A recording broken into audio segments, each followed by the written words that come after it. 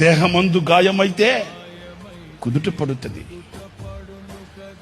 గుండె గాయాన్ని గుర్తుపట్టే నరుడు లోకంలో ఎవడు కూడా లేడండి.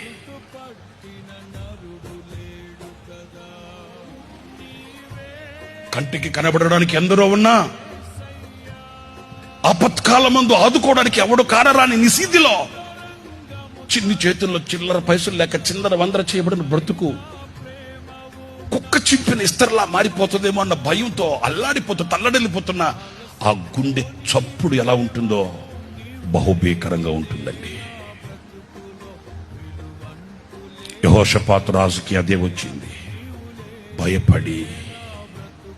కానీ మనం నేర్చుకోవడానికి ఒక పాఠం చెప్పనా?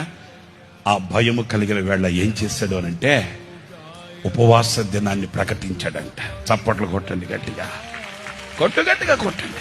అదేనండి పరిష్కారం.